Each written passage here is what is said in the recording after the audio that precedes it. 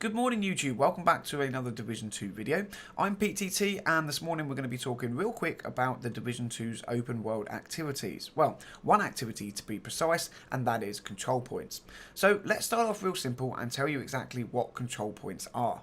Now, this direct quote comes from Julian Geraghty, and he said, "We showed a control point based around a crashed Air Force One, and securing that will help the civilians and settlements with resources. You can lose the control points, and it becomes a metagame around the open world. It has nothing to do with main missions or side missions, but it will add a layer of how the game is played."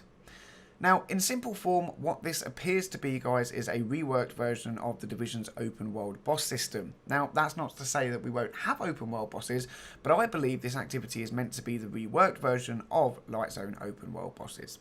Now, how in-depth this activity may become is something we still don't know, but we do know some information about them. So let's talk about the bits we do know first, and then go on to look at some speculation / educated guessing. So what do we know about control points? Well, they will be an open world activity that can be affected by certain things in game, not main missions or side missions, but something. They will be optional activities that our agent can take part in, or if you decide, you can just simply run on by and leave them be, because the NPCs will actually fight themselves for control of these points. When taken by SHD agents, friendly militia and or settlement members will then man the site, but this does not mark the end of the activity because over time, as we said, it's a dynamic activity and it will indeed be reassaulted by enemy forces in a bid for them to regain control of it. Now, it's my guess this will happen on a similar timescale to the Division 1 open world bosses, but that is just a guess at this point.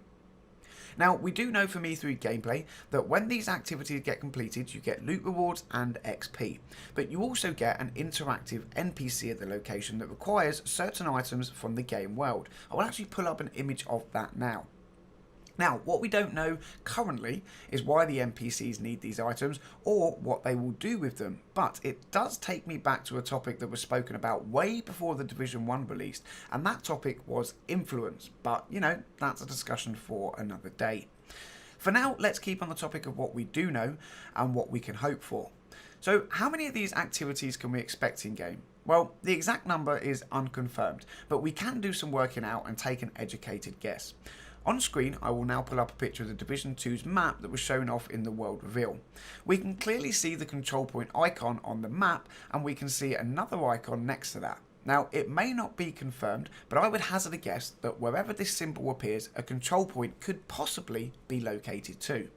Now, if we jump to a shot of the wider map, then we can see approximately 12 of these icons.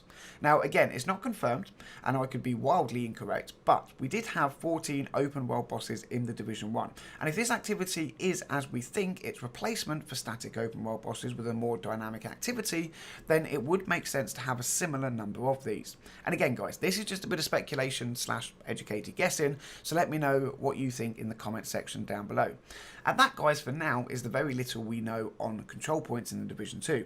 It's not a lot, but it's definitely enough to get me excited, especially when I let my mind tick on how these will be implemented and the wider picture in mind. I think adding a dynamic activity like this into the open world is definitely something that was severely needed, and here's to hoping it doesn't just end up as one of those activities that we don't want to do when we finish the main storyline and start progressing onwards. Now then, guys, I plan on making a few more Division 2 videos over the coming days, so let me know what you would like to see in the comment section down below.